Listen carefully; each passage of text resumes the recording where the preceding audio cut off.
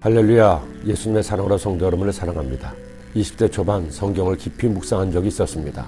하루에 10몇 시간을 성경만을 읽으며 하나님의 뜻을 알고자 했던 때가 있었죠.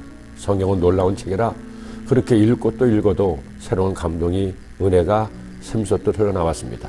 그렇게 창세기부터 말씀을 읽다가 욥기서를 보게 되었습니다. 특히 고난을 당한 욥이 자신의 고난이 얼마나 힘겨운 것인가를 고백하는 것을 보면서 사람에게 고난이 얼마나 힘겨운 것인지를 마음 깊이 새겨보기도 했습니다. 재산을 빼앗기고 자식들도 죽음을 당하고 몸마저 만신창이가 되었습니다. 그에게 닥친 고난이 얼마나 컸던지 아내마저 차라리 죽어버리라고 외쳤습니다.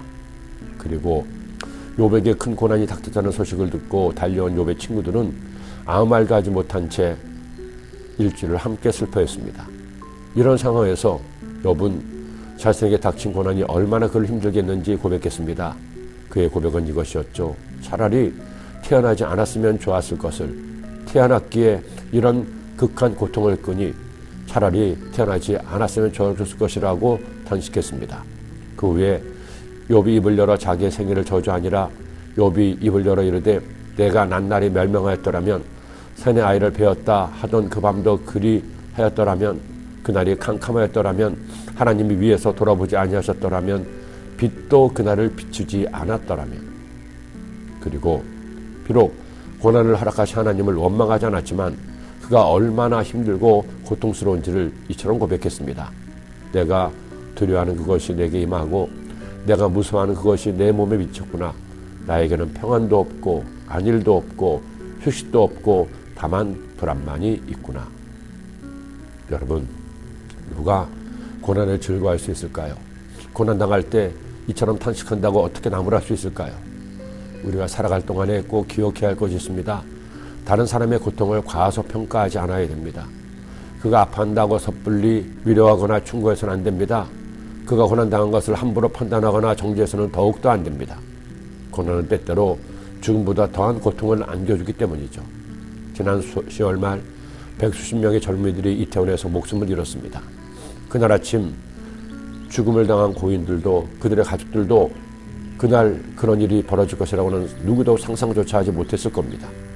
주일 새벽 일찍 일어나 뉴스를 접한 순간 저는 제 눈을 의심했습니다. 어떻게 서울 한복판에서 이런 일이 일어날 수 있는지. 안타깝고 기가 막힐 따름이었습니다. 그리고 자식을 잃은 부모님들을 생각하니 마음이 먹먹해져 왔습니다. 마침 그 주일은 우리 교회가 다니엘 기도회를 시작하는 날이기도 했습니다. 그날 이후 21일 내내 예배를 드리며 가장 먼저 상상도 못한 큰 슬픔을 당한 유족들을 주님께서 유래해 주시도록 성도님들과 함께 기도했습니다. 여러분, 내 주위에 어려움을 겪는 이들이 있습니까? 그 어떤 말로도 위로할 수 없는 슬픔을 당한 사람이 있나요? 우리가 해야 할 일은 그저 함께 슬퍼하는 겁니다. 섣부른 사람의 말로 위로하는 것이 아니라 하나님께서 그의 마음을 품어주시도록 기도하는 것뿐입니다. 오직 주님만이 그의 힘이 되시기 때문이죠. 그렇게 고난당하는 그를 위해 기도하는 여러분이 되지 않겠습니까?